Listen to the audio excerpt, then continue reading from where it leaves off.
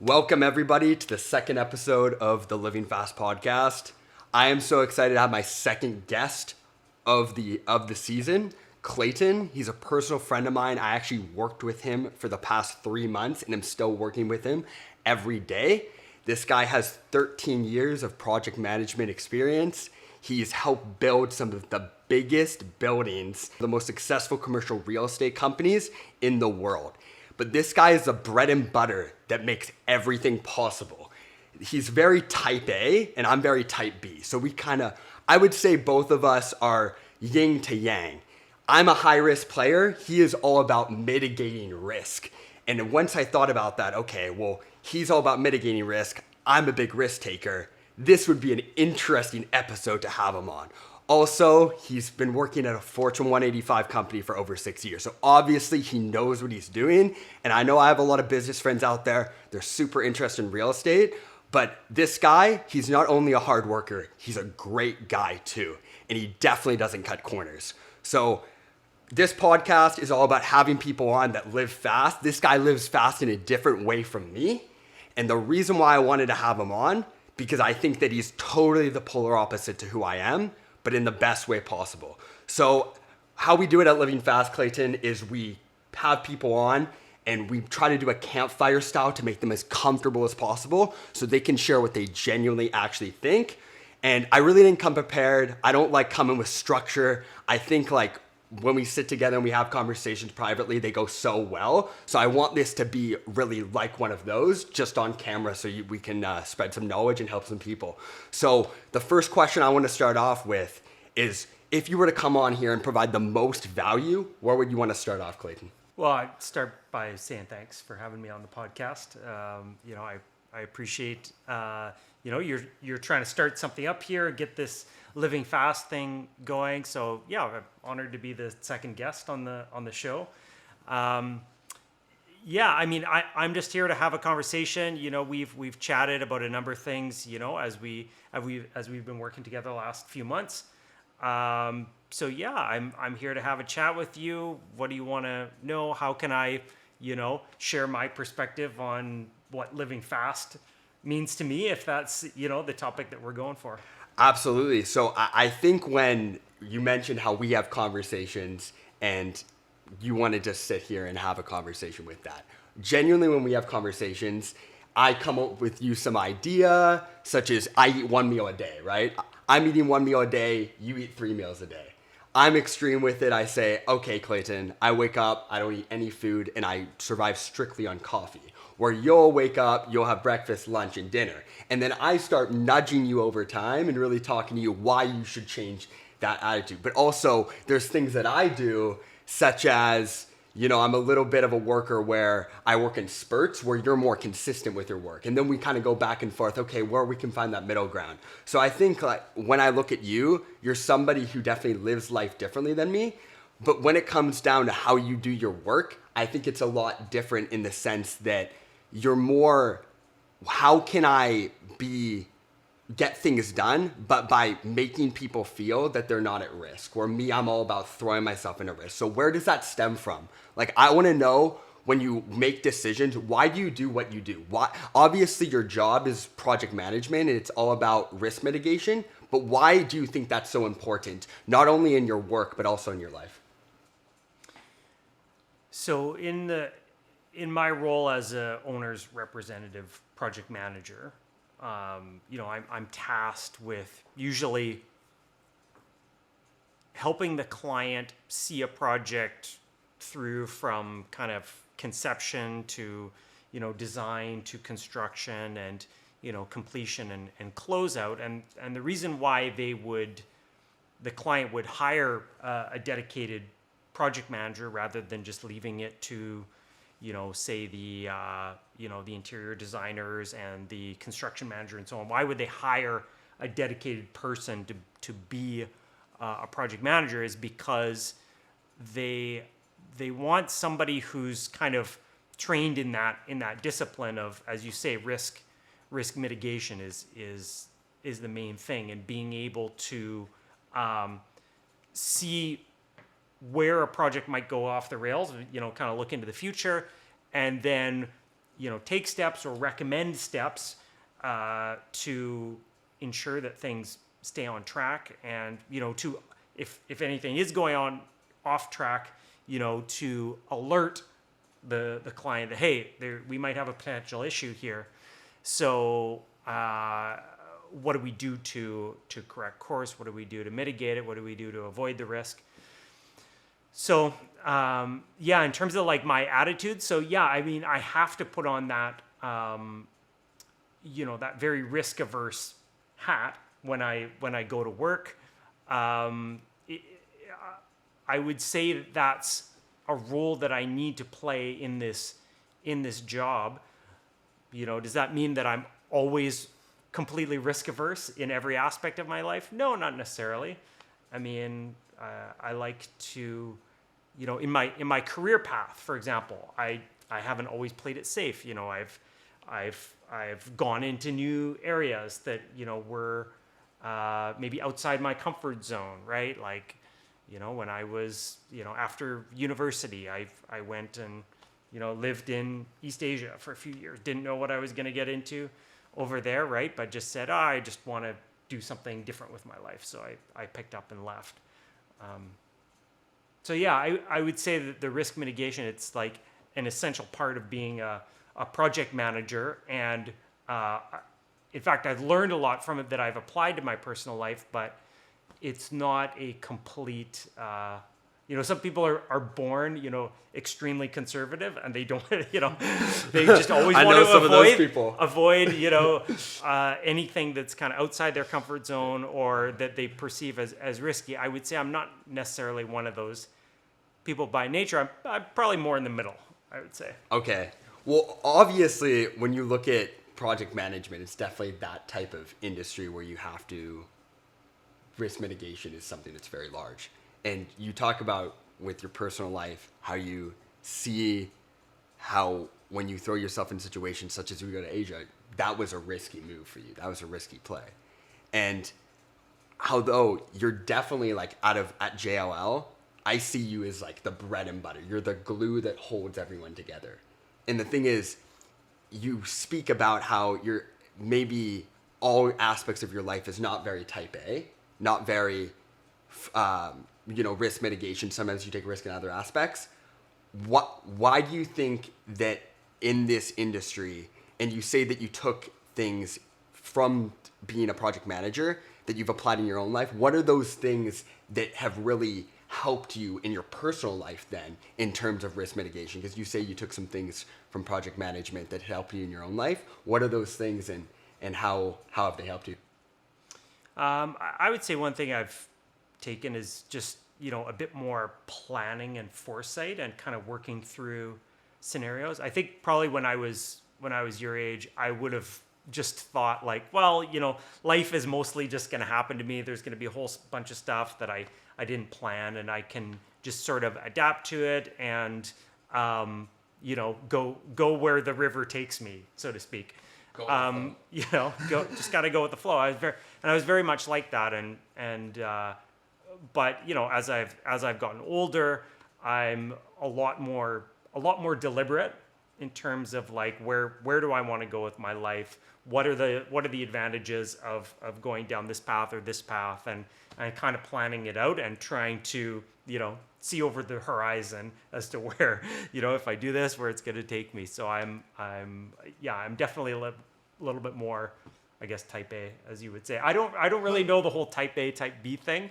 Like, I kind of vaguely understand it, but type B is, I would say type B is, think about it like somebody who is not by the book. They're not as organized. They're more go with the flow, go down the river, so to speak. Type A is very planning, project management. When I think of project management, it's all about clarity. Remember, first meeting Clayton and I had, we were sitting in an office, and he asked me, what do you think project management's about? And I said, it's all about clarity. But after spending so long with Clayton, I've realized that it's much more than that. It's about seeing a project go from start to finish, and also dealing with relationships. It's a lot more relationship building than I thought. Like, you have to make sure the relationships are really, really great. And what I've realized spending a lot of time with you specifically, Clayton, is you are actually somebody who's a lot deeper than, I maybe have painted this picture of you as very type A, but I've spent some personal time with you, and you definitely have a side to you that's more laid back, more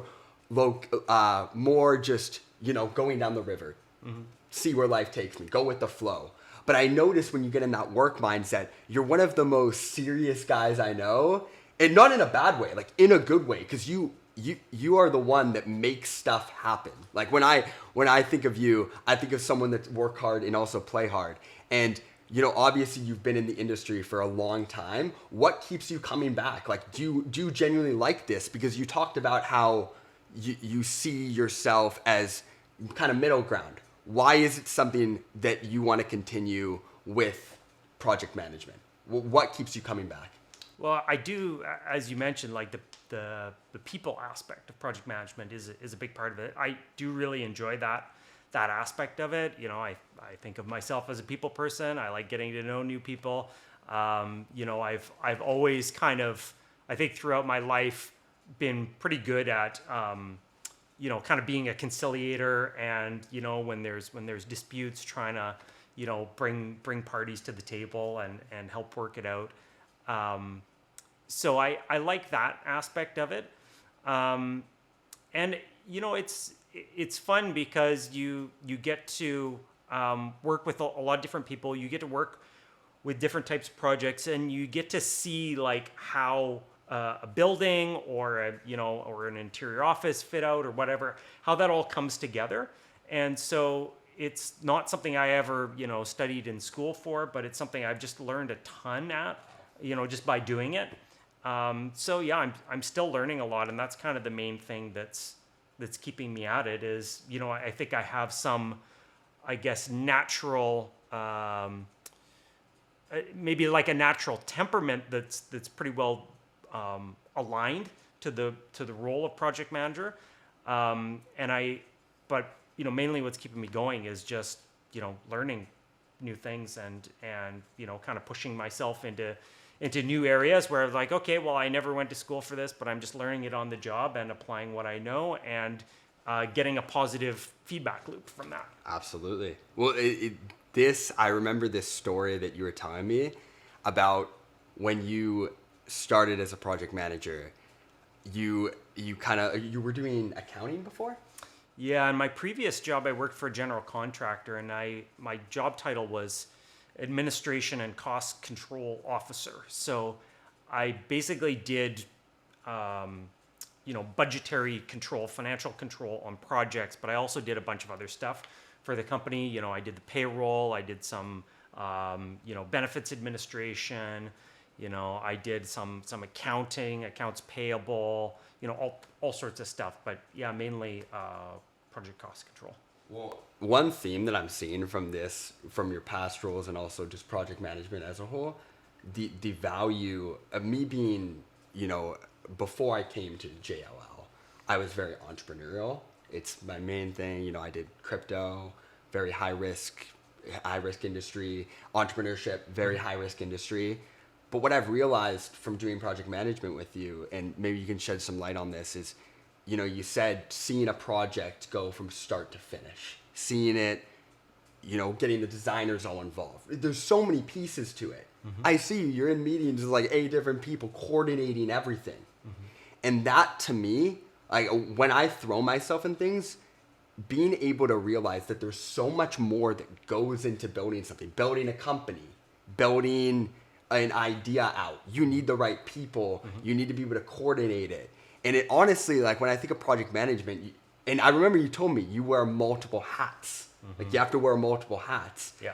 And yeah, like we talked about also privately how it makes you a generalist, but at the same time, sometimes when it comes to building everything, you have to almost realize that there's so many different moving pieces. So how do you think that aspect of project management, do you think that's actually an accurate representation? Do you think that project management is an industry where entrepreneurs can come in there, work on project management, see how it's done, see how, obviously it depends on the type of project management, but the whole idea of seeing something from beginning to end and understanding all the moving pieces, it's something that is incredibly valuable skill that goes into everything. And then accounting, is a lot of that, doing very focused, very making sure that everything's clean cut, not making mistakes. And yeah, what do you think about that? Yeah, I think you're right about that. Project management, it's a discipline, or it's a profession, and it's applied in many different industries, right? So we have project managers in commercial construction. We have project managers in ground up construction. There are project managers in software development. There are project managers in developing industrial systems. All sorts of different industries where a project manager can end up. But I think the one interesting thing that you said there is kind of like seeing all the different moving parts. And then so one thing that I've found to be a really good career growth aspect of throwing myself into project management was how it requires you to see the project holistically. And one of the main jobs of the project manager is to identify scope gaps. So if, for example, you have an electrician, right, who's installing, all of the power outlets in an office, and then you have an audio-visual systems installer. Right. So you could have something where, okay, here's the AV device over here, here's the power outlet over here. Both of these guys have built out their systems according to the designs that they were given, but actually there's a gap. There needs to be a cable that connects the power from here to here, but nobody put that in the design. So whose job is it to identify that, not at the last minute when the client is has moved into the office and they want to turn on and have their first meeting with the CEO. Somebody needs to identify that beforehand, right? Yeah. And that's the owner's rep project manager in our world, right? So you need to be able to see. You don't need to be an expert in any of these things. I don't need to be a trained, ticketed electrician. I don't need to be an AV systems expert, but I need to know some basics about, well, where do these scopes typically overlap, and where might you run into some problems of, a gap in scope where it was not part of this entity's job to do it. It wasn't part of their design. It wasn't here, but still it needs to be done. So I think that once you've had that experience a couple of times, then you're like, oh, okay, well, I just need to think about everything that needs to happen to make this project a success. And if somebody isn't already assigned with a task that I know needs to be done to make the project a success, I need to find out who's going to do that. Yeah. It's probably not going to be me, although sometimes it happens, right? Like you and I were on a job site a few weeks ago, and it's like, okay, well, the health and safety officer says, like, as you're talking, says like, well, okay, well, this thing can't be plugged into this power bar because it's like too many electrical devices connected, and it's a safety issue. And even though we didn't necessarily agree that it was posed a safety concern, it's like, okay, well, the client is, if they want to do this to align with their health and safety standards, then of course we're going to help them do it. Now, whose job is that going to be? Well, we could go and, fire someone, go get a quote from an electrician to go do it. But, electricians aren't cheap. And, they were already done their work on the job. So it would mean calling them back to site. It's like, okay, well, maybe there's somebody else we could find to do it. Maybe there's somebody within the client's own facilities team if we could find the right person. Yeah. And but then we said, well, how much work is it? Hour and a half? Maybe Weston and I could just do it. Yeah, so you and I so were. That's what we ended up doing. We're unplugging and plugging devices. We're literally under the desks just for hours, just plugging it in. But it's about dropping down, getting your hands dirty too. Yeah, because most of the time, as project managers, we're behind a desk or behind a screen. But we got to be on site, and sometimes it's like, okay, well, maybe we're the people to do it. This particular task. Yeah, well, it's about identifying like where there's something missing, and then trying to understand, well, what's the right way to address it, and that's not always the right move. Most of the time, it's not the right move for me as a project manager to say, okay, I'm going to take on this this task, especially if it's like a physical task on site. Usually that's not the right move, but in this particular circumstances, it was the right move. We got it done. Client is happy. Yeah. Yeah.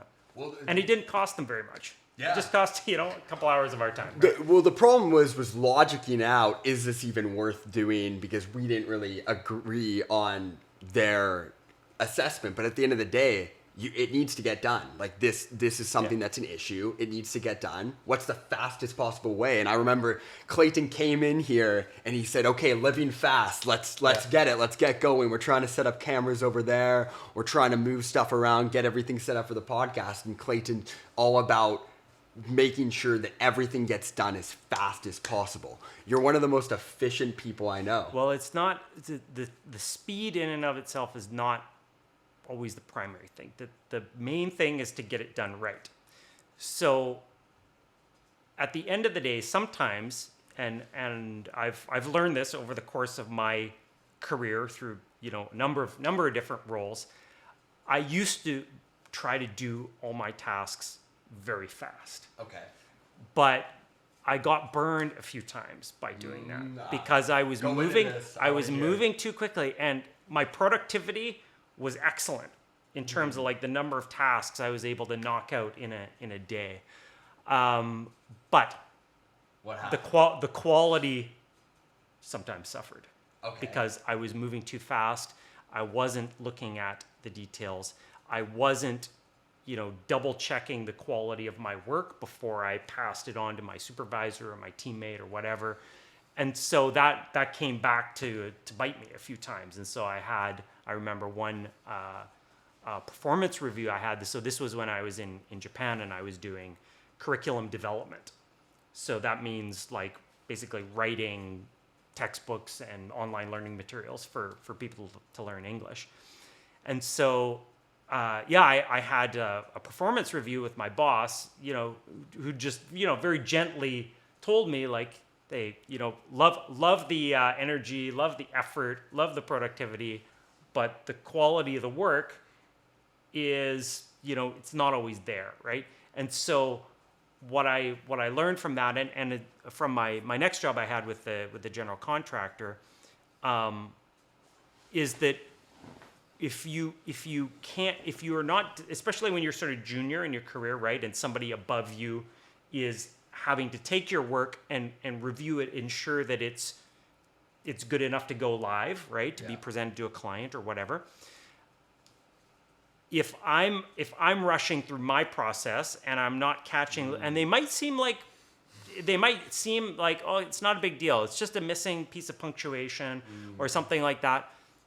But if the end result is that the person above me who's checking it, they have to spend their time to correct my mistakes, send it back for revision, all these sorts of things, then it's like, okay, well, now if you look at it from like an economic point of view, you could analyze this in all sorts of different ways, but if you just look at it from an economic point of view, right, you have somebody who is more senior, they're getting paid like a higher salary, so they're spending more of their time. It would be more from an economic point of view, from the company's bottom line perspective, right? Better to just have, the people at the beginning of the production chain, right, do the highest quality work that they possibly can, so that you're reducing the time of the next layer of people who need to, to review, vet, and approve it, right? 100%. Well, okay. There's a lot of places we could take that. I'm just gonna ask you: are you a quality over quantity guy now, or are you a quantity? Are you more of a middle ground? Or are you more just everything you submit has to be 110%? No, I'm or are not, you more 90% and you're still focused on moving fast? I'm not a perfectionist, and a part of that I think is it's a personality thing. Okay. That it'll change to some extent over time, but I've never been a perfectionist. In fact, and when I was young, I was too far on the other side of just get it done. Good enough is fine, and now I'm a lot more selective about the approach I take. With stuff that I write, for example, I really like to be clear, to be grammatically correct, to not have any spelling errors, anything like that. But it's a balancing act, and there isn't a right way to do it. If you're always a perfectionist, then you're going to be inefficient, right? Because Totally. you're going to put way too much effort to make something perfect when all that was needed by your client or by the situation or whatever was just a solution that was good enough, right? But then you invested too much energy. So, but then there's other times where it just has to be the best. It has to be without errors. Wow, yeah. And so part of, How do you recognize that? How do you recognize when to put on that hat? When it's no errors or it's you can make errors? How do you distinguish that? You only get there with experience, I think. Because it totally depends on the situation. It's all contextual. And so you have to have experience with that type of situation. Otherwise you won't actually know where to be on that spectrum in terms of perfectionism versus, just good enough. So, wow. When I met you, like, you struck me as someone that never makes mistakes. Oh, that's not the case at all. Now it seems not like, the case at all. Now it seems, I kind of met you at this point where you have a ton of experience. So now I'm kind of understanding that you didn't always used to be this way. It took so many failures, so many mistakes, so many times where you submitted things and it didn't end up working out or you didn't get the best feedback. So that's what brought you here. So do you think that life, your trajectory, you're in this industry where it's all about risk mitigation, but through that, the reason you're so good at it, because you're one of the best at what you do. I know that. Like, I see you work straight up. Like, I got to gas this guy up. This guy is totally at work. Everyone that has mentioned Clayton's name at work just says he's a great guy. And I think that goes hand in hand with the work that you do. So he's actually my buddy guy at JLL. So it's really sweet. We have a really, I would say professional, also personal relationship, which is great. I think it's really important for that. And that's why he's actually on this podcast right now. So yeah, it makes me happy. But when it comes down to your mitigating risks, like, you seem to be somebody, obviously, who have been in so many scenarios. Like, you sent me your resume before this, by the way. He's done like 23, what is it, 23 major projects or something like that? It's in the 20s or 30s or something like that. And just in Vancouver? Mostly Greater Vancouver. Pretty well. Pretty much all commercial real estate too? I did when I was working for the general contractor. We did a lot of public sector work. So, one of the main projects I worked on there was a high school, Kitsilano High School, not far from here. Kitsilano. Yeah. Okay. So did that, and then I was brought over to JLL for a project that was kind of an extension of the one my previous company had worked on, which is the RCMP forensics lab. So there is a new, like, state-of-the-art, one of only 3 in Canada of the top forensics labs, where all of the police services will send their, like, blood samples and all these sorts of things to be analyzed. So that was an incredible project to be involved with as my first one at JLL. I was in a junior role there, just as a associate project manager, working under a senior project manager, and learned a lot from him. And that was the kind of project where it has to be perfect, right? Like, we're trying to, it's literally life or death, right? Do or die. If something was shoddily, designed or constructed in this lab, it literally means that, the tests that they do there to determine, whether somebody's, innocent of a crime or guilty could be done wrong, and it's a matter of life and death. So being in a room, full of, clients and engineers and builders and other specialists that all kind of got that were on the same page about how important it was to do something of the highest quality, made a strong impression on me as my first major project working for JLL. It's like, okay, there's no cutting corners here, right? So cool. It's like, it has to be exactly what the client wants. And the interesting thing about that project was that from a procurement, from a contracting point of view, that's kind of how it was set up. It wasn't like, we're going to give you, X amount of millions of dollars to build, this on this set of drawings that our engineer. No, the design team, so the architect, all of the engineers, as well as the general contractor, as well as the facility management team that was going to operate this facility under I think 25-year contract. All of that was, it was all bundled as one contract. So it basically means you team, designer, engineers, general contractor, facility operator, you need to figure out how to build this thing. Right. And we're not telling you exactly how to build it. We're giving you a functional program that says it needs to be like this. This room needs to do this. It's this type of lab. This room needs to do this, and so on. But we're not telling you exactly how to build it. It just has to do it, and it has to perform to this standard. And if it doesn't, you as the design build team are going to be on the design build operate team, I should say, are going to be on the hook for the cost if anything breaks. So even like if a light were to go out, within that contract, there's a financial penalty. Right? Okay. If the day goes by and the client can't use that room because there's a light out, it's like, okay, well, we couldn't do our lab test today because it was dark in that room. Then that would go back to the design build operate team as a financial penalty. So that's a huge change in mindset from how construction is usually done, where it's like, okay, I take this design, I build how it was designed. If there's anything missing from the design, well, then I'm just going to charge extra because you, designer, forgot to put it in, even though I could have told you that, yeah, you need to have power that goes from this outlet on the wall to this AV unit over here.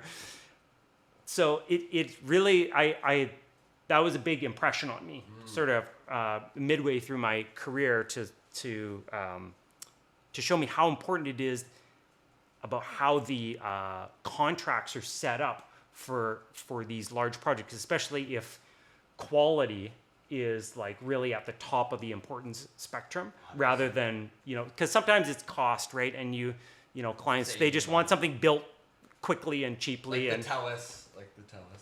Well, that one, yeah, like that one is, it's a medical facility. So, it needs to be fast, but it also needs to be of a certain quality, because it's a medical facility, right? So you always have these trade-offs, right? It's part of like a triangle in project management, right? Like where you can. Yeah. So it's quality, quantity, and what else? It's quality, cost, and schedule. Okay. Right? So you can have two out of these three things, but it's very, very difficult to have all three, right? Because if you want it to be at the utmost level of quality, that means you're not going to do it fast, right? Same thing. If you want it to be top quality, it's not going to be super cheap. If you want it to be super cheap, either it's going to be low quality or it's going to take a lot longer. So it's nearly impossible to have all three of these things. So there's always trade-offs between them. And part of what a project manager is doing is helping to guide, the owner or the client team in terms of like, well, what's the right decision in each of these cases where you can't have all three. Sometimes you need to compromise on one or the other. So what do you do, right? Provide advice on that. Okay. Well, I'm curious, this triple triangle. Yeah. Is this something you created yourself in your head? No. Or This is something you learned? This is part of standard project management theory. Okay. Yeah. Okay. So throwing a little bit of a school academic little little tidbit in there. So I didn't even learn this, I think. Was this in my training? I don't know if I saw this. I don't think so. But if you studied, for example, for the PMP, the project management professional, which is so that's a designation I have as a project manager. That's one of the things in the PM theory that you go through is this triangle and how there's always trade-offs between these three corners of the triangle. It makes sense because it's hard to have all three. Yeah. And when you started talking about this whole like story and stuff, I just saw the way that you were speaking about when it came to it needs to be this way, or it's do or die, you said, or you need to do it this way or else you're going to lose money. And just the shift in mindset that taught you. Yeah. On the last podcast, Jake and I talked about how we're both believers in when you go all in on something, you move differently. And you'll almost find a way to get that standard, to make those requests happen by the client. When it really in your head, you believe that, like you said, it's this project was something that had to be a certain way, and there was no cutting corners. Yeah. There was none of that. And I think that when it comes to that, it almost has an effect on your brain. When you think like that, you will act differently. And I'm very curious, is that something that you believe? Do you notice when things are different, when they really say, hey, this needs to get done this way, and you believe it in your head? Like deep down, you believe that if you mess up, you might get fired or something might happen really bad. You might lose a lot of money. Do you move differently? Do you find yourself almost making decisions differently? And is the quality better? Is the performance better? Does everything take a level up when you adopt that mindset in this scenario or in many other scenarios? Because that's something we talk about a lot, the importance of that. Yeah, no, I think it does. And I think one thing that's unique about the role that I'm in, our team at JLL. So we're owners rep project managers. So it's not a super common type of role. Most project managers you'll find are people who, in construction, like they probably work for a general contractor, right? And so they're doing their construction scope. But we as owners rep PMs, we have a unique role in that we are meant to be the owners, the person who's paying the bill at the end of the day for the entire project, meant to be their eyes and ears and voice and everything on site with the whole team, right? And so in order for us to do that effectively, we really have to take our clients' concerns to heart. It's not the sort of job where you can say, well, I'm getting paid this much per hour. We charge a client, and I have this list of tasks that are in my, a job description, my contract with the client. And I just kind of go through and I just do those tasks. And, if my, 8-hour fee that I've been, allotted for the week, once that's exhausted, I just stop working and you call the client, say, hey client, I need some more money because, so that sort of, because you can imagine that perspective. A lot of people who work on like a fee for service basis, right? Like if, a lawyer, for example, I don't mean to throw lawyers under the bus, but you know what I mean? Like you have your retainer that you pay to the lawyer, right? Your $2,000 or whatever to work on this issue. And once they've worked enough hours to like use up that retainer, that they put the phone down, they put the pencil down, and they send you an email. They say, hey, Mr. So-and-so, like, please send me, top up your retainer so that I can continue working. Yeah. With our owner's rep role, we have to like be in the mindset of like what's best for the client and be communicating that to everybody else that's involved in the team and trying to get them to march to the beat of this one drum. Like we all got to go at this pace in this direction, and so we have to adopt that mindset. And when we don't, if our clients see that, right, they see, if they're right, we sit in a meeting, for example, and let's say it's with the general contractor, and they're just they're making a bunch of excuses. They're not sending enough manpower to site to get it done in the right timeline. And if we as the owner's rep PM look like, well, okay, well, that's the GC's problem. He has a contract with the owner, and if they're late, then they won't get paid or whatever. It's not really my problem, right? If they see behind your eyes, like, not really my problem, then you're not going to work for that client again, right? Wow. They have to understand that you always think that their problems are always your problems. Yeah. Wow. It's putting the client first, and it's... Yeah, it's really like trying to get into their mindset about, if they were here, like you have skin in the game, right? And we do, because if we don't have that level of, I guess, being attuned to the needs of our client, and then,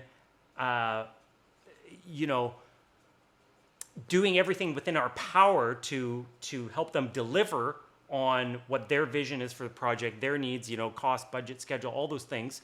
If we don't do that, they'll see it in our eyes. At least a savvy one will, and they'll be like, oh, this guy he's not really, representing me here. He's just, working for a paycheck or whatever he's doing, you know? Yeah, that's so much how I see project management now. But when I came in, didn't see it like that. I didn't see this importance of these relationships, because the outcome for you to get that returning client, you have to sometimes take that extra effort. You have to have that mindset, because or else some other company, some other person might have that mindset, and they'll be able to see it. I like what you said. They'll see it in your eyes.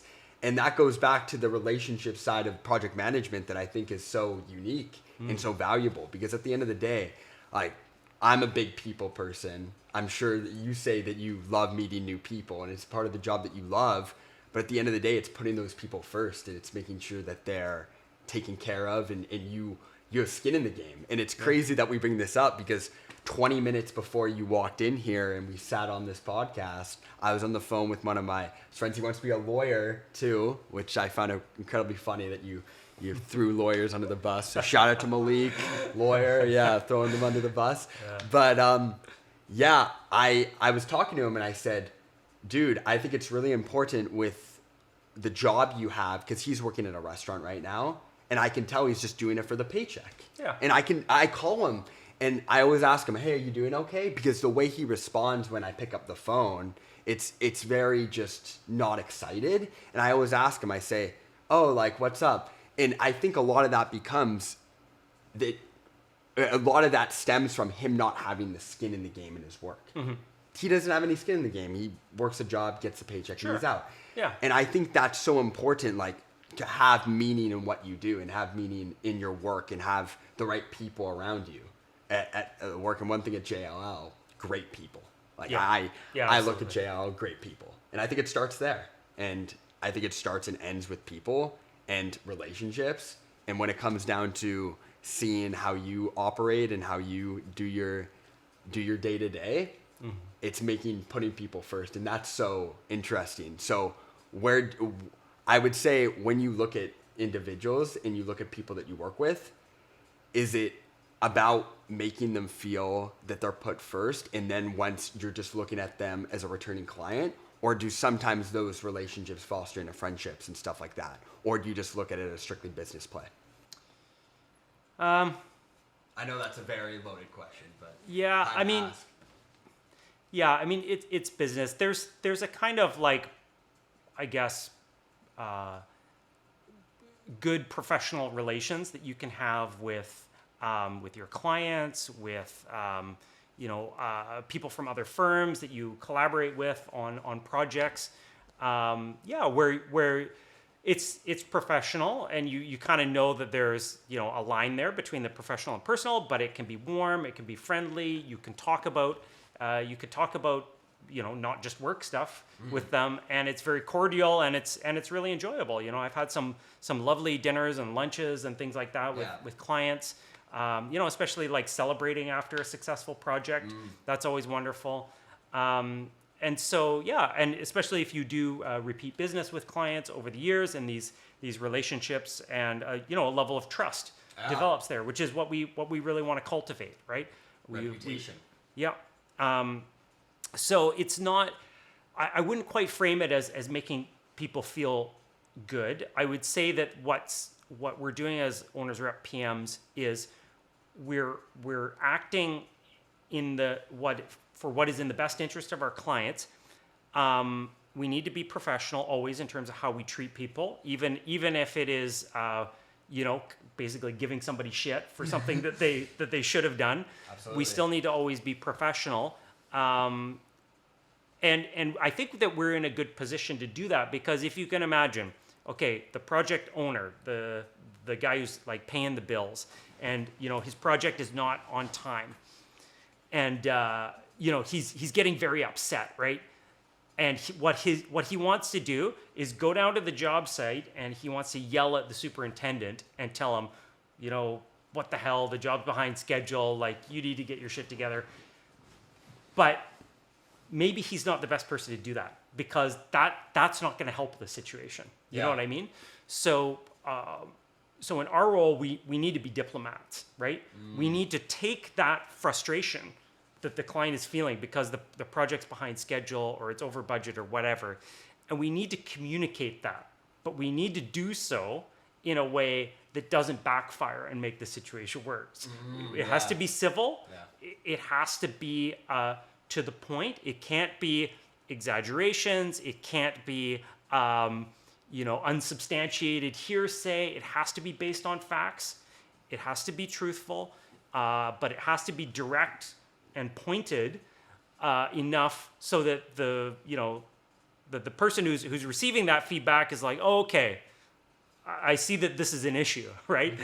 And so there's a skill to be developed in this role, as well as many other roles, but of kind of being able to give that sort of criticism in a way that it's received as well as possible, but also actioned appropriately, if that makes sense. Yeah. And one thing that you brought up earlier is you're very careful with your language.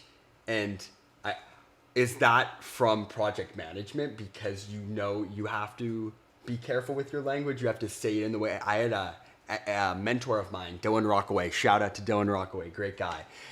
Dylan Rockaway, he always told me, I would come to him and there'd be scenarios where, I'll be honest, I meant good intention, but the way that I handled it was perceived as something totally different, which was actually going on. And Dylan, I'll never forget this. He always told me, Weston, you can pretty much say anything, but it's the way you do it. And you have to understand the situation in the way that you want to come across, or you need to come across to get the outcome you need. That really stuck with me. And I think when you're talking about that really hit on a nugget. Is that what you learned from doing the project management? Is that why you're careful with your language? Is because of that? Because you want to make sure that people interpret it the right way? I would say I learned that earlier. So I had a previous career, as I alluded to, doing English language teaching and curriculum development. And I also worked for like a TV show, magazine, radio show, kind of, editing articles and doing broadcasting and all sorts of stuff. And so that's in the field of, okay, trying to teach people so this was in Japan and Taiwan, how to speak English, living over there, and then learning Mandarin and learning some Japanese, and having that kind of cross-cultural experience, it really brought it home for me that you can say what you want and you can have whatever intent behind it. It's how the other person interprets that is, I won't say it's hard to predict, but it's language, even for people who speak the same native language, is fraught with all sorts of difficulties of trying to interpret the meaning that somebody is conveying. So You could get into a whole academic thing. I studied a little bit of linguistics in university and found this kind of thing fascinating. But you can never assume that what you're saying is going to be interpreted according to the intention that you wanted it to. You can never be 100% certain of that. But recognizing how difficult that is, it will help you to choose your words wisely, to do all sorts of things. There's all sorts of nonverbal things that you can do about communicating your message. But I particularly think about doing things like writing emails, right? Because in an email, you don't have the context of the person's facial cues or tone of voice or any of that. So you got to be super, and it's also, you have like a record there. That's like, if it, like years later, somebody can come back, dig up your email, and say, what did Clayton say about this? So you got to be really careful when you write. So that, I would say I learned that from doing the language education, editing a lot. Wow. Like a big part of what I did was like editing articles for this magazine. And so you learn how to be really sharp on, spelling, punctuation, and how that all conveys a meaning. Like even a misplaced comma, right, can really change the meaning of a sentence. Absolutely. If you put it before this word or after this word. And so, you got to be aware of all that. And I'm just so surprised you're not a perfectionist. After you say all this and you're talking, okay, this one comma can change everything. Yeah. And then earlier you said you're not a perfectionist. Me, when I 100% agree, like sometimes I hyperanalyze, especially when I'm texting people, because like you talked about, I don't see their facial expressions. I don't know their tone of voice. I don't know how they said what they said previous message. So I just try to respond, and sometimes it comes into hyperanalyzing. But I do that because I think that it's incredibly important. What you said really hit home with me was you can never be 100% certain, and that's why you have to be careful with what you say and how you say it. Yeah. But you said you weren't a perfectionist, and you studied linguistics, accounting, project management. These are all things where I think you've had to wear the hat of perfectionism. But why isn't that part of your personality now? Do you think life is not meant to be that way? I'm getting pretty deep with that, but I really want to know, because linguistics. Maybe I'll bring it back to the theme of the podcast, right? Okay, living fast, right? Okay. You have a limited amount of time. And that's the constraint on perfectionism, is time, right? Wow. And, if time were unlimited, if there was never going to be a day where I passed from this world and I could just spend as much time on things as I needed to always get them right, then sure, I'd be a perfectionist. But I realize the constraints of time, right? Like I realize my own mortality. I realize there's only a certain number of hours in the day, and there are many, many competing demands for a person's time, even within a job, right? Let alone when you compare, your working life to, the rest of your life. So for example, at work, right? The last like 2 months, basically, I've been incredibly busy, trying to juggle a number of challenging, fast-moving projects. And normally, I like my emails to be tidy. I like there to be a period at the end of every sentence and all that sort of thing. Well, I've been known over the last several weeks to fire out some emails without any polite, hi, person's name, thank you at the end. Just like firing out emails rapid fire with limited punctuation that are very to the point. They're not perfect though, but sometimes that's what you need to do.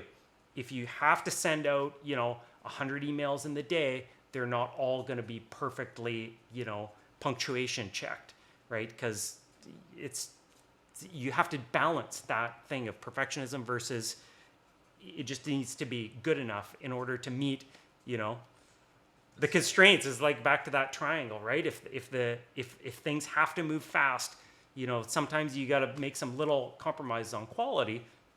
Can't break anything too major, but maybe the email is a bit more direct than I would like it to sound, but it conveys the point and it's clear, so good enough. Hit send. So have you? Wow, the fact that you linked it to time, we talked about it on the last podcast with Jake. the most important asset is your time. You're here right now. I'm here right now. We're giving these people our time. We're giving these people our most valuable asset, in my opinion. And when you talked about that, understanding that, you know, life is short. You can't always be a perfectionist with everything. But there's moments in life where you almost have to, sometimes with certain things. Yeah. And it's been hard for me personally because I'm a perfectionist with a lot of things that I do, but also because I'm on extreme ends, sometimes like I'm hyper perfectionist and then, you know, I'm not at all. And I don't find that middle where I think from what I'm getting from this conversation is through experience, you've realized when through those tons of years of doing this, you realize, okay, I can miss a period. I can miss a thank you for this message. I can do this because you've built up this reputation, because you've been consistent for how many years, and you understand that this is not going to be the be all and end all. But you also recognize, like you said with your other stories, when you do need to be like that, when you do not have to make mistakes. Yeah. And do you think that is all, do you think that's an accurate representation of you as an individual? It just comes down to experience with that and understanding where you need. And when did you come to this realization that, did you always think this way where, you know, life's short, you only have so much time, and sometimes you need to live life a little faster? You're going on a trip on Sunday. Where are you going again? Japan and Taiwan. Japan and Taiwan. Yeah, going back to visit where I lived and spend some time with my kids and my in-laws in Japan. And is that something you're gonna go into, and you're gonna bring your maybe not perfectionism, but you're gonna take it very seriously, or is that something that? No, I'm just gonna go have fun. You know, I've got a few things planned. I got like a bucket list. There's a lot of, it's a short trip, like 11 days. So A bucket list. Yeah. Okay. I've got a bunch of things places I want to see, people I want to visit, you know, food I want to eat, all those sorts of things. Breakfast. No breakfast. I can eat 3 meals a day for sure. To eat all the things on my bucket list, oh yeah, I got to eat like at least 2 meals a day. Cold showers. Cold showers will be happening for sure. Awesome. Because it'll be like 35 degrees and humid every day. Yeah, I've been trying to convert Clayton over the last month or two to pick up on some biohacking things. So well, I do believe that like skipping a meal once in a while. I don't think I can do the 1 meal a day, but yeah, I've been skipping breakfast maybe about like 3 days a week, probably average over the last. But it's about time. Month or so. It all comes down to time. And I found it to be a good time saving, right? Yeah. Like I'm most productive in the morning, like right when I wake up. You know, if I'm working from home, I'll, you know, basically grab a cup of coffee, hop straight on the computer and get to it. Or, you know, I'll hop on my bike, have a ride to the office and, you know, grab a coffee there and just get going. And I can get a lot done in that window before, you know, 11:30 noon. Yeah. And I eat something. So yeah, no, I've taken that part of what you've advised to heart. Trying to do the 1 meal a day, it's probably a bit of a stretch for me. It's well intentioned though, and it comes down to the reason why I took that on is it comes back to what you were saying about time. I've realized that the moments we remember, it's not sending those emails. It's not about going about my life and eating 3 meals a day. It's about moments like this, having this talk with you. It's about going to Japan with your family. Mm-hmm. It's about that. It's about people. It's spending time, having great conversation, having great moments. And sometimes food's involved. That's great. But I look at it from a very bird's eye view, and I see over the span of my life, the amount of time, I believe we can only make a certain amount of good decisions in the day that go against our already habits. And there's actually data to back this, where when you wake up, you can only make a certain amount of decisions, and then you get decision fatigue, and you go back into what your habits are already. And if your habits are unreal, that's great. You can eat 3 meals a day or whatever, but if your habits are not that good and you're wasting those decisions on what you're going to wear the next day or the food you're going to eat, because a lot of people that don't eat well, they have a habit of eating poorly, right? So they'll go in and they'll eat breakfast and they'll eat pizza or whatever they like. But they want to eat healthy. They come to me, Weston, I want to eat better, but it's so hard to do that when you have that habit. And I think when it came down to eating 1 meal a day for me, it was about keeping those good decisions for making a good decision, like a decision like this, to have you on this podcast. I can make better decisions because this is not a habit of mine to do these podcasts yet. It's not a habit of mine to go to LA for a weekend. It's not a habit of mine to do things, to have conversations with friends consistently enough. And those are things that I want to do. That's my identity. It's all about people. And food just didn't align with that. So my thing, it just saves me time, because how much time and how much decision making goes into what I eat, it's way too much. So it actually came so extreme where I said, okay, I'm only eating meat. I'm only eating meat. I send them pictures every day to keep me accountable. Yeah. And the reason why I share this with you is because I want you to not only have more energy, because it does help with more energy because you burn ketones instead of carbohydrates, but also it saves you decisions to focus on the stuff that actually matters. But if food matters to you, eat 5 meals a day, eat 10 meals a day. Well, this is maybe where we're different. Is it really does, right? And so, there's of course many different ideas people have about nutrition, and it changes over time, and there's fads and all these sorts of things. But the thing that I've set as one of my goals, like at the beginning of the year, what I want to do for food is I want to eat a greater diversity of plant foods. And so I had already been eating a pretty good diversity, but I want to continue to expand that, because what I believe is that there's a lot of nutrients. There may not be necessarily the science to back this up yet, to say, okay, well, this plant has this healthy thing in it that you need to have at this frequency. Our level of science hasn't quite got down to that level of detail, but it's starting to get there, right?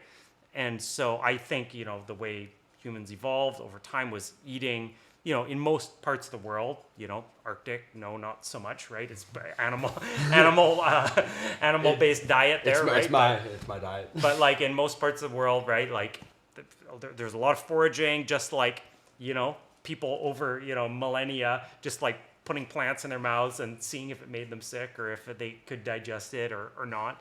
And so we're used to having that kind of variety.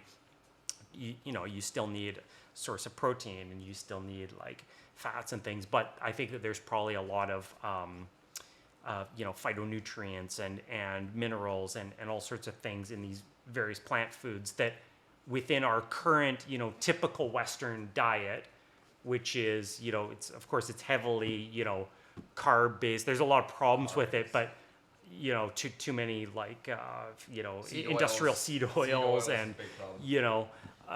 too much white flour and things like that. But one of the other problems with it, I believe, is that that wide variety of plants has kind of been narrowed down. So even in the supermarket, it tends to be the same sort of stuff. It's tomatoes and it's cucumbers, of a certain, couple of varieties of tomatoes. And so I think that our diet is, probably for most people, the variety of fruits and vegetables they eat, you could probably count them on 2 or 3 hands, typically, right? You might have 15 things that you eat, regularly on some basis. Whereas I think it should be dozens. I think it should be closer to 100 you have as what you would eat in a typical week, because there might be some unique nutrients that are in, I don't know, chives, for example, right? Or beets or whatever, that people don't necessarily eat all the time, because it's okay, well, you order a pizza. What's usually on a pizza? Well, it's tomatoes and onions and mushrooms, right? Yeah. So that's kind of a goal that I set. And so breakfast is one of the ways that I do that. When I eat breakfast, I get, some yogurt, and I throw in some banana or, salmon berries or blackberries, and then a muesli granola that I make that has it has like 25 different types of seeds, nuts, dried fruits in it. So I'm getting that variety. So I do like eating breakfast, but I agree. I skip it, a few times a week because it just allows me to not have to even think about it and just get right to work. Yeah. Well, it comes down to what's important to you. Like if you wanna, I remember I had a conversation with one of a girl that I was seeing, and she got really like, oh, you don't eat breakfast. I don't eat breakfast either. And then I said, oh, that's great. And she said, oh, well, why don't you eat breakfast? And I went off on my tangent. You've heard it. Mm-hmm. And she got so emotionally invested in it because I think it was a lot different from what she said. I only don't eat breakfast because I don't have time to eat breakfast, but if I could, like, I want to. But here's the thing, I don't even want to.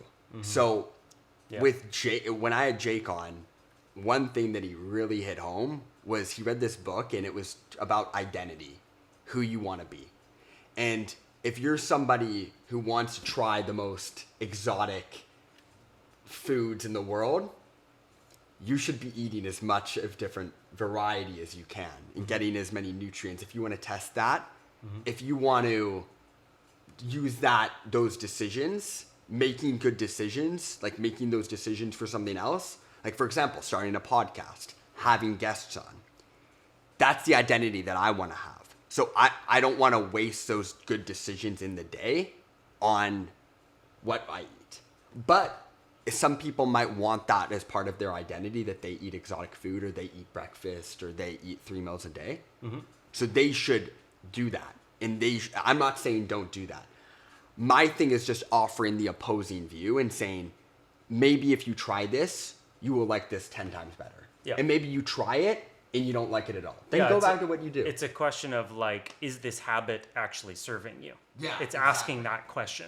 Yeah. Does this habit actually serve you? And that's why I love our relationship, because you think one way, I usually think the other way, and we find some middle thing. I've tried things that you've told me, you've tried things that I've told you. Got him to invest in Keys token. How much did you buy? $20? Not that much. Yeah, $30 or $20. $30. Yeah. Well, if Key, shout out to Nima, shout out to the Keys guys. Yeah. Well, it's really interesting with Keys, with it's real estate related, but it's metaverse, so it's totally the opposing, because this is the physical side, and then we get into the digital side, which is really cool. So that goes back to the opposing views we have, and kind of finding ways to maybe push people a little bit outside their comfort zone, push people to try stuff that they haven't tried. Yeah, and they're not, those two worlds are not necessarily opposed. I mean, so we had that lunch and learn this week, right? With the guy from the point cloud scanning, and so he talked about VDC, virtual design and construction, is sort of an emerging area of the whole construction industry. And he didn't get too much into it, but you can see how those type of technologies can help with the design process and building a virtual model, particularly for like ground up buildings, building a virtual model of the building and, tweaking that rather than, physically building it and then trying to tweak things is much harder, much more costly. So I think there's a kind of, I guess, a harmony that can happen there. This idea of, keys and meta mansions and the metaverse and virtual real estate.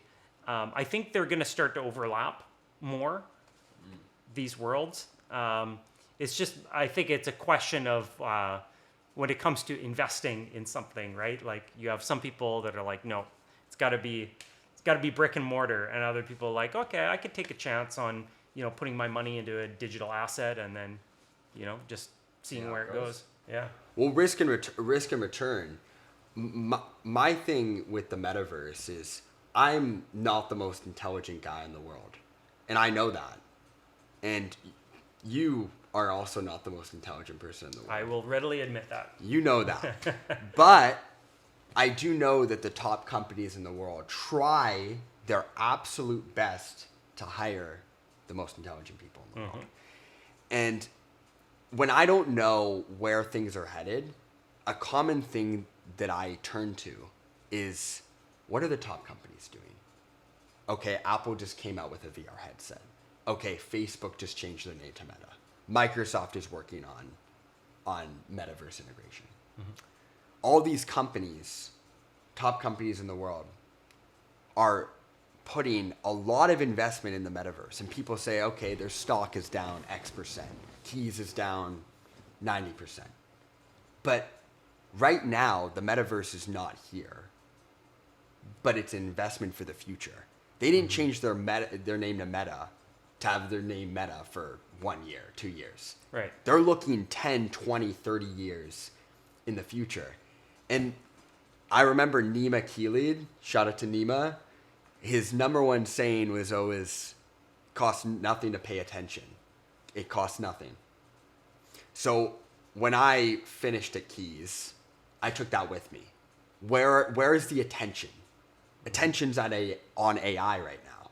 Attention's not on metaverse. Mm-hmm. But where's the attention gonna go?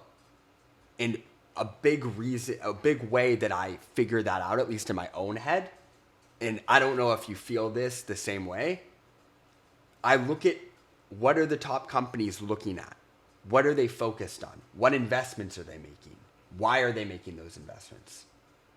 And if it starts to make sense for me, because the metaverse is so hard to wrap your head around.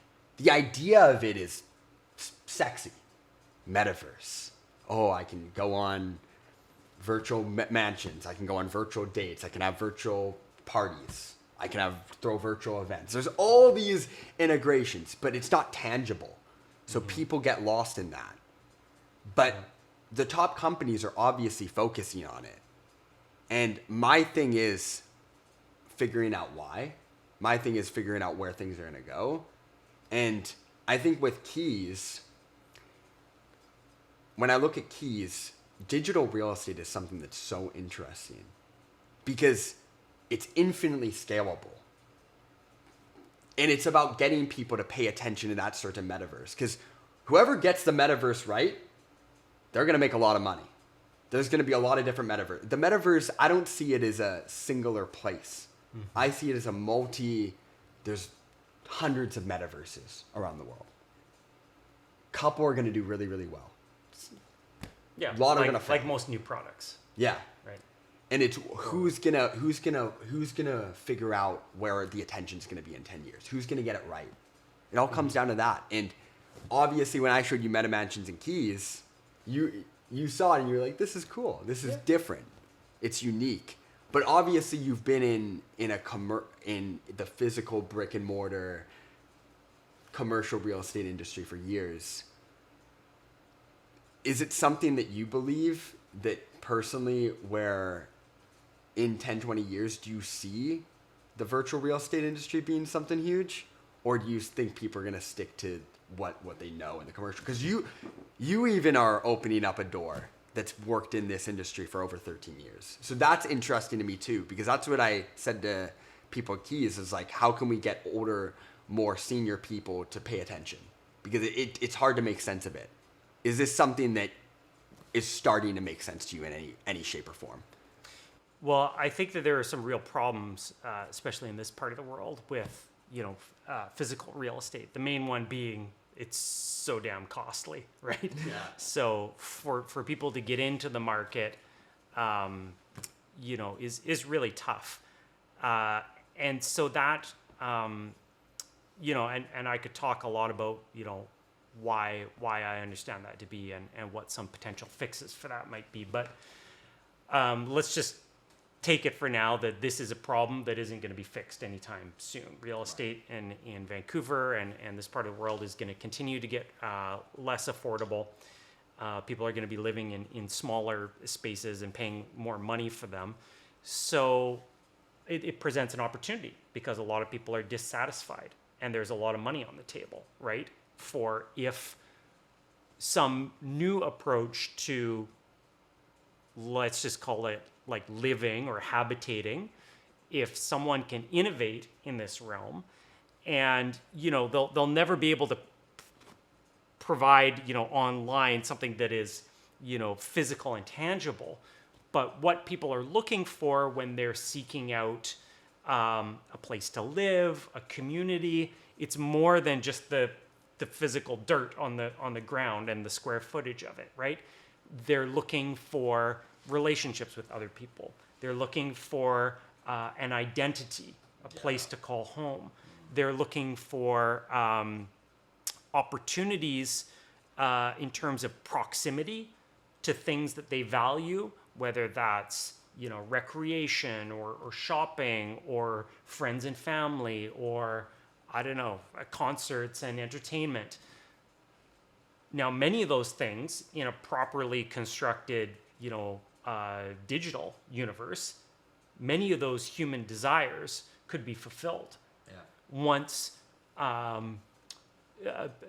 once innovators can figure out how to deliver that in a format that is actually convincing enough to people where they feel like, oh, okay, so like so people aren't going to stop living in physical dwellings, but maybe instead of, buying the cottage, right? Because that was a dream of like my parents' generation, right? Okay, you get the cottage in the woods, and that's where you go away to escape on the long weekend and kind of get away from it all. Well, maybe the next version of buying the cottage by the lake that we see in the 21st century it's going to be something virtual. Yeah. So I'm dying. I'm just my breath is. I'm gonna take a swig of water, but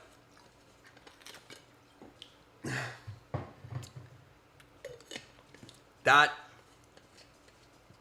Can I add one more thing to that? Yeah, go ahead. Yeah, okay. Go ahead.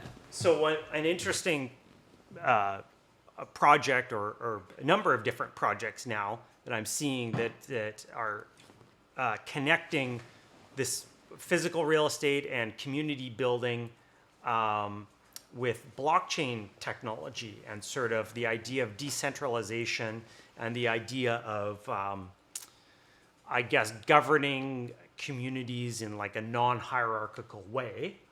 There's some really interesting projects in that regard. So like one of them is called Kift, I believe the name is, and it's the idea of like it's hashtag van life. So it's for people who have like their little camper van or whatever, their VW bus or what have you, a small dwelling on wheels, but it's kind of too small. So they want to have somewhere to park it and to live.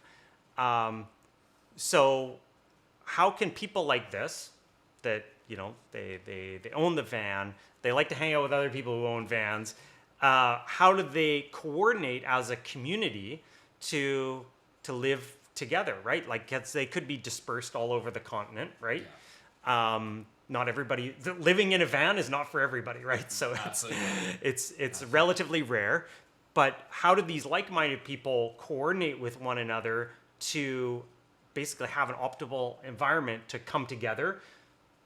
Well, this is where blockchain makes it really interesting, right? You could buy basically a share of ownership in some kind of digital asset, and that ownership entitles you to make decisions within the community, right? You get a voting share that's proportional to the share of the community or organization or whatever that you've purchased, represented in tokens that are transferable to other people and have this great functionality through blockchain. And then members of the community can put forward proposals. The members of the community vote with their tokens on those proposals. And so the proposal could be, well, there's this great plot of land out in the Fraser Valley. We think it would be an ideal place to have we'll build like a communal kitchen there, and we'll have like garden beds so people can have a garden there, and everybody can come with their vans and stay, and this is how much you're going to pay to stay there. And so there's all this incredible innovation that's happening through this new technology that allows people to coordinate with one another. But the interesting thing is it's kind of non-hierarchical, right? You buy into it, and then it's like the skin in the game, and your vote is based on, well, how much of my own money did I put? I'm not the boss, but I get a proportional say according to how much skin I put in this communal game. So cool. I have to ask your opinion on something that I haven't brought up on the podcast yet. It's an idea that I got told about a year ago, and I've mentioned it to you one time at work. And it's so interesting to me, and it's kind of in line with what you're saying about voting, about getting share, and you have some type of ownership or something like that. And it's so cool. So the company's called Liquid. It was started by two of my close friends. Shout out to Connor Gill. Shout out to Jaden Bloom. It's one of the coolest ideas I have ever seen. Cooler than keys. I think it's the future because it's almost we've talked about throughout this podcast about you're more middle, I'm extreme. Well, this is very middle. This is very physical and digital side, using blockchain technology and integrating it to physical assets. And I think you're going to find it really cool, and I want to get your take on this.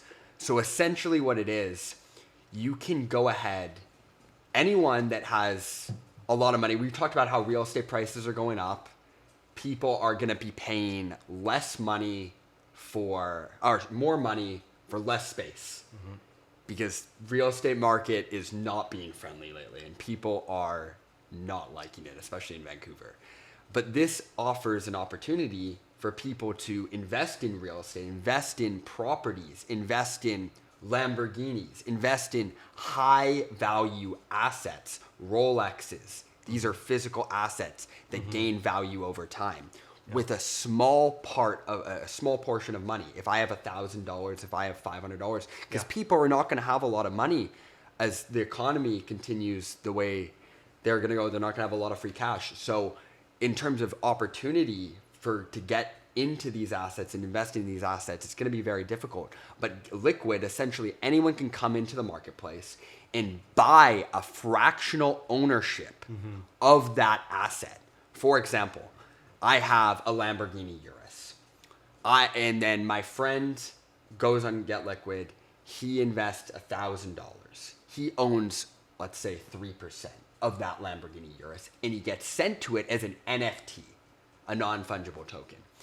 And that is proof of ownership.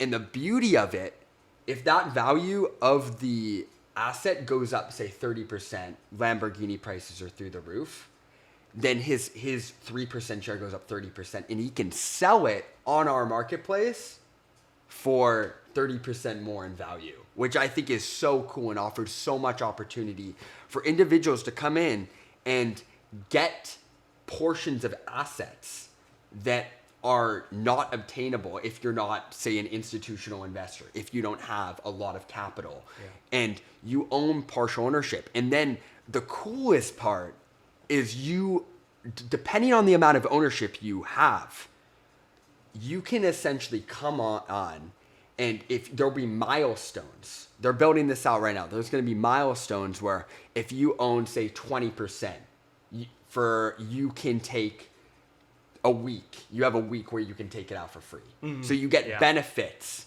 too. So it incentivizes ownership, and you get higher APY. And the coolest part, every month,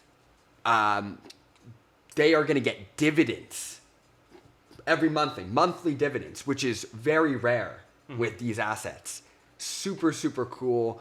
I think it's a future because it's linking something that older generations like yourself understand, physical assets. The digital side is hard for people with absurd amount of money. Yeah, young people have money, but old money is where the big investors are. The people that are 50, 60 and have all the money to invest. Those are the people that you want to appeal to because they're most of the big players nowadays. And with the metaverse, it's hard to get funding because a lot of the older people don't understand it because it's so new. But all you have to do is make them understand blockchain in terms of, ownership, in terms of decentralization, but then linking it to something that they already understand, which is physical assets. And investing in that, and having that, linking it with blockchain technology, which I think is game changing in terms of getting investments. I think it's game changing in creating attention, getting people to pay attention.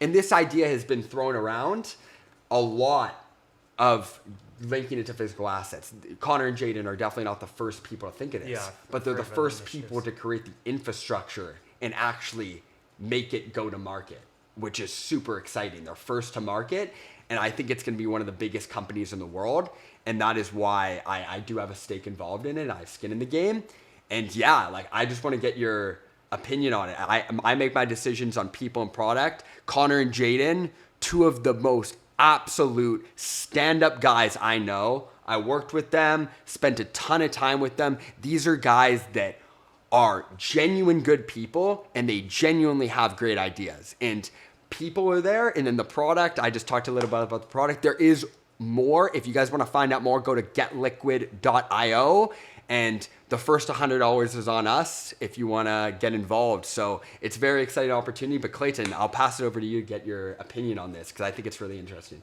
Yeah, I think it is an exciting new frontier of, assets, like a new way to represent ownership of physical assets. And of course, what's driving this trend, and I have seen some other experiments. Maybe Get Liquid is the first one to actually do the combination of real estate, luxury automobiles, and these various asset classes. I've definitely seen some ventures that are up and running as far as fractional real estate ownership. So it's been around a few years, but it's still kind of a new frontier. I think, what's driving it, which is important to keep in mind, and I think it's a problem that's also not going away anytime soon, is inflation, right? So inflation is literally governments printing more dollars, right? And since 2020 COVID, there's been massive amount of money printing. I mean, we're talking about in the U.S. Many trillions of dollars, and so you've got all these additional dollars chasing after fewer physical goods, actual physical, whether they're consumer goods or assets in the real world, and driving up the price of those scarce physical assets. And I think where those physical assets continue to have so much appeal vis-a-vis digital assets is digital assets in theory are unlimited. Now you have technologies such as NFT that kind of put the bounds on they put bounds of scarcity on a particular item. Say only one person can own this particular NFT. But in theory, anything that you can imagine can be created. More of them can be created in some kind of a virtual world. That's not the case with the physical asset. There's limitations. Like, yes, you could manufacture 1 billion Lamborghinis, but you would need a crazy factory to be able to do that, and nobody has that kind of capital to build that, and there's not the demand for it. So you have these natural limitations. So inflation, I unless everybody switches to cryptocurrency for their medium of exchange, but I don't see that happening overnight. I see the government coming out with a crypto themselves to control it, so they can see where all the money goes. But that's a different conversation. Yeah. Let's continue with this one, but wanted to add that in there. Yeah.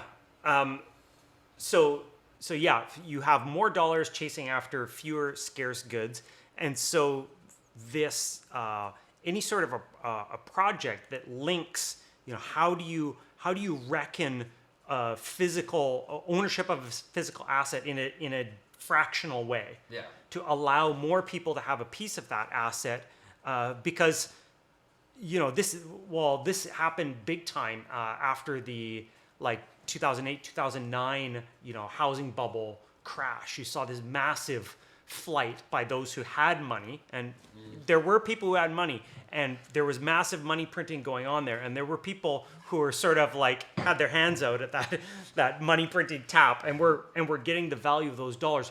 What were they putting those dollars into that they thought would hold value while this financial storm raged?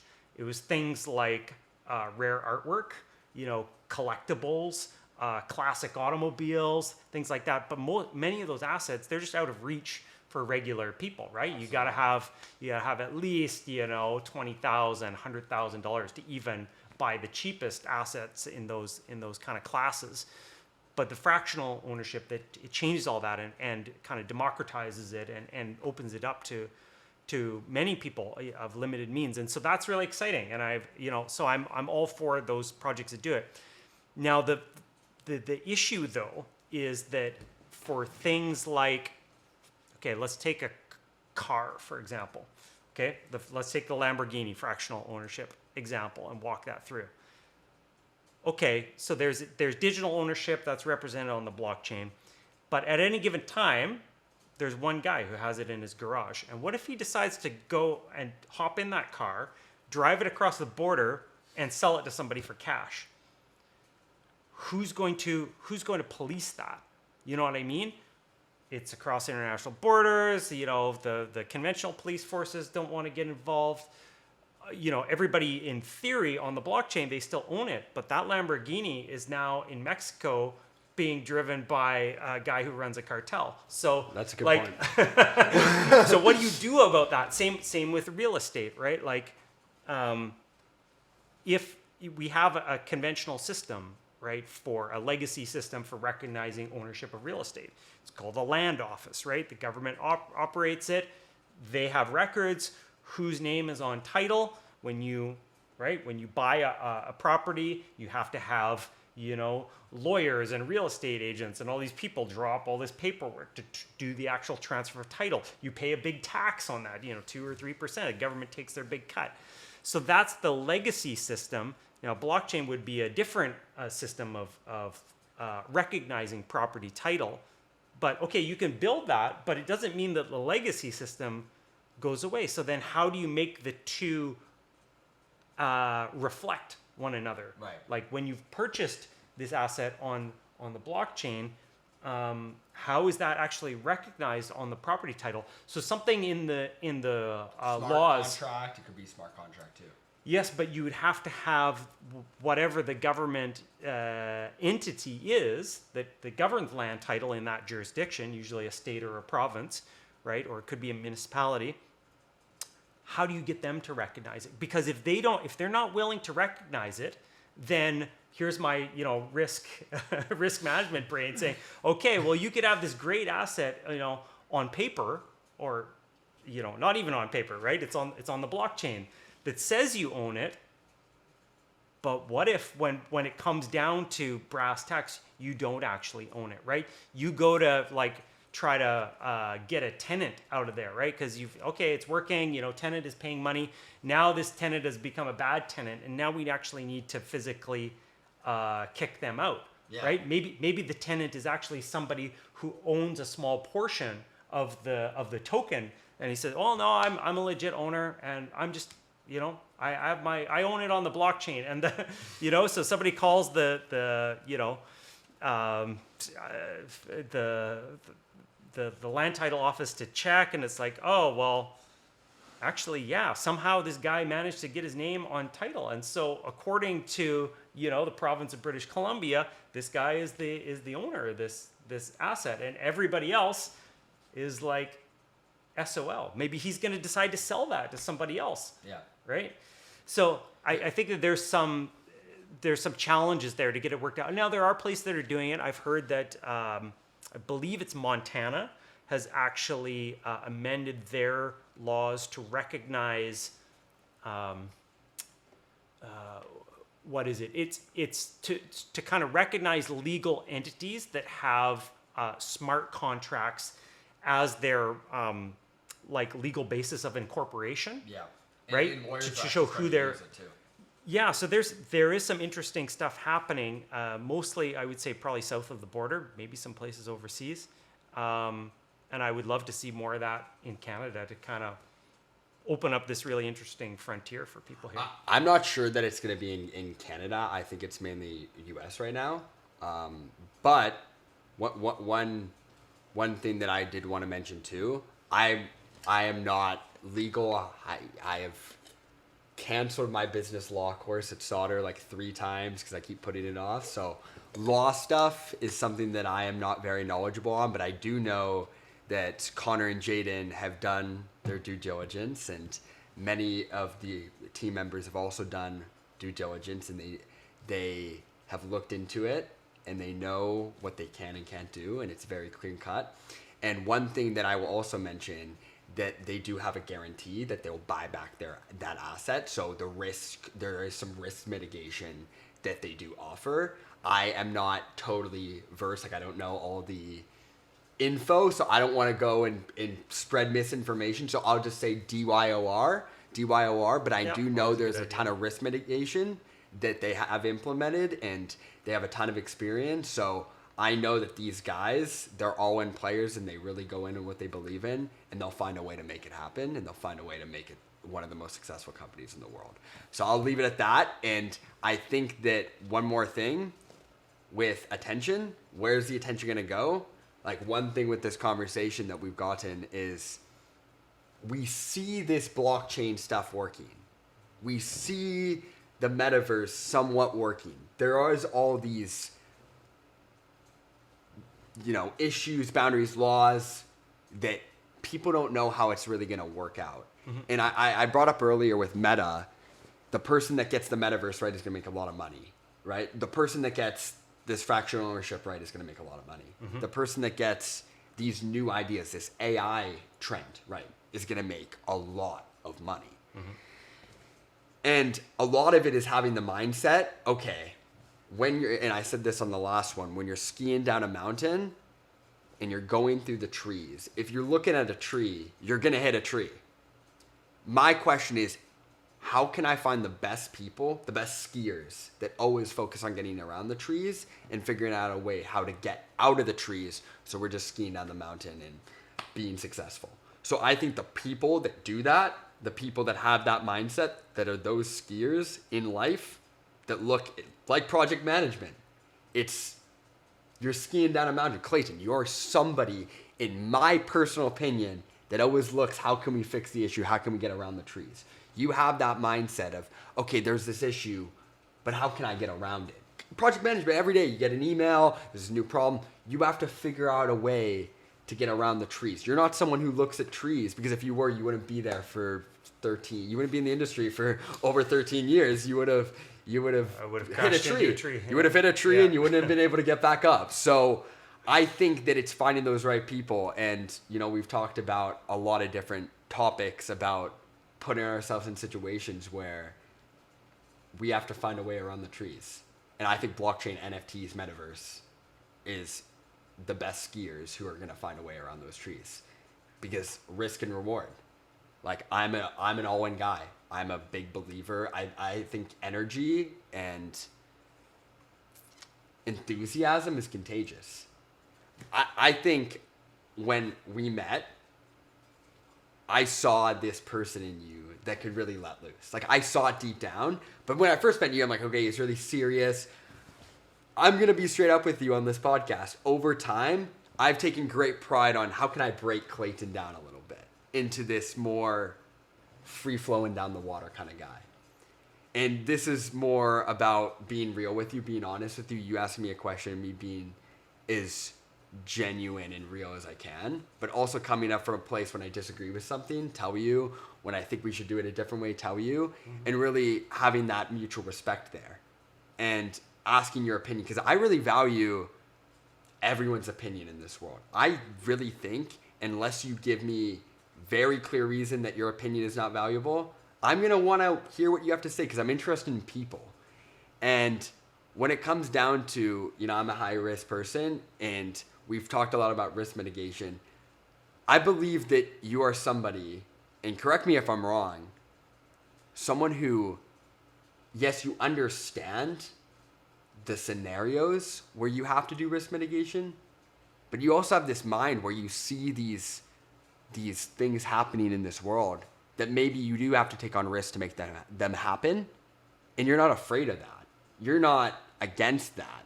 You just understand the situation very well, and you understand when to wear that hat. When you're going to go to Japan, and you're going to wear the chill Clayton, fun Clayton hat. Or you're going to be at JLL and you're going to wear the serious Clayton fostering relationship, making sure everyone's taken care of hat. Yeah.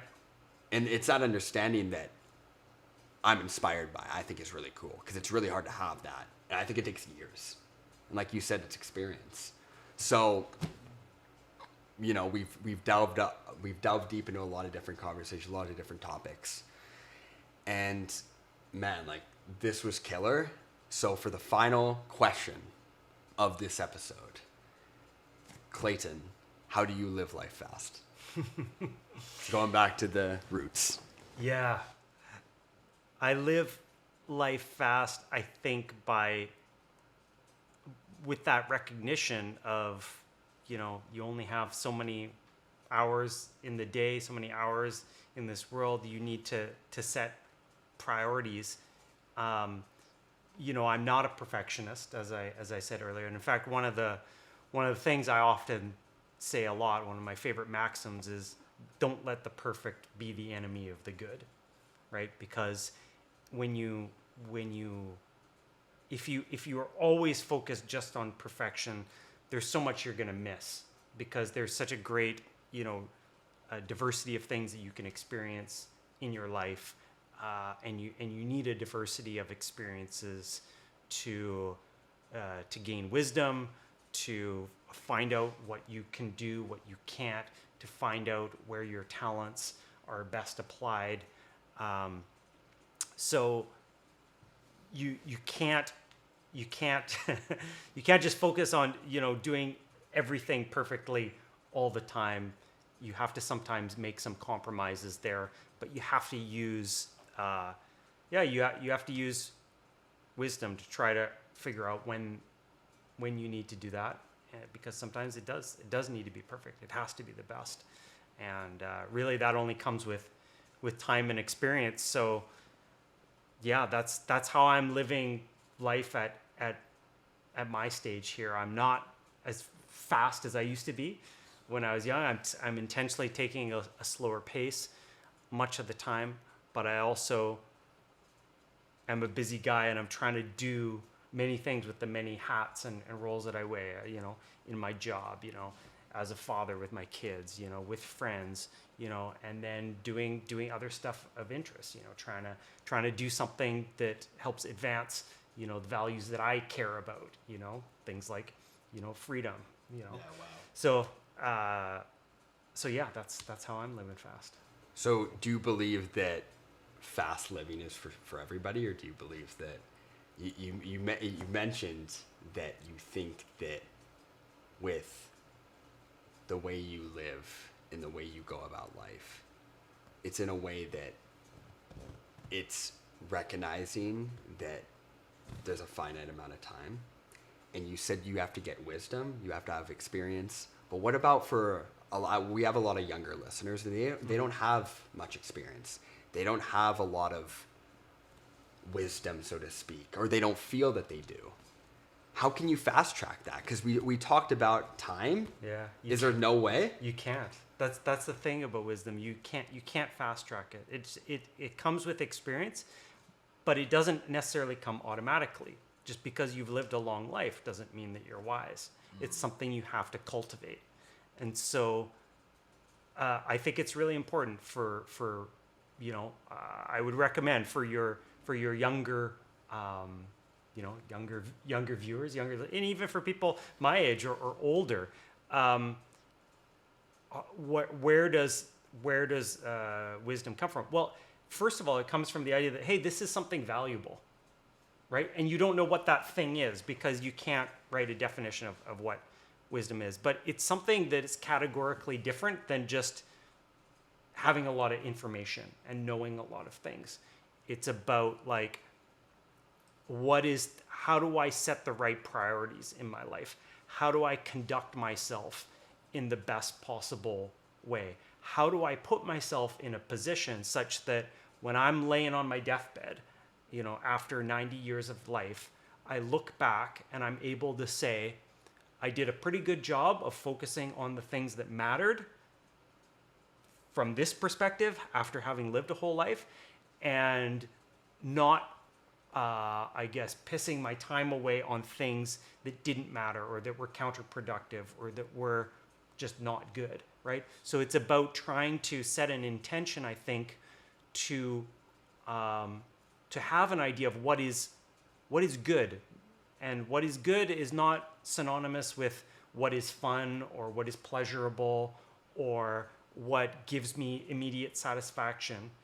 It's a much broader and deeper concept. So, and it takes a long time to understand what that is. And it takes putting yourself in some new situations, and it takes stretching yourself outside your comfort zone before you will get enough experience to say, oh, okay, this is what is actually gives me long-term satisfaction. This is actually something I'm really happy I did, or I'm really happy I avoided doing, right? That I'll be able to look back and say, you know, I did the right thing in that situation, and I want to do more of that, and I want to do less of this other thing, right?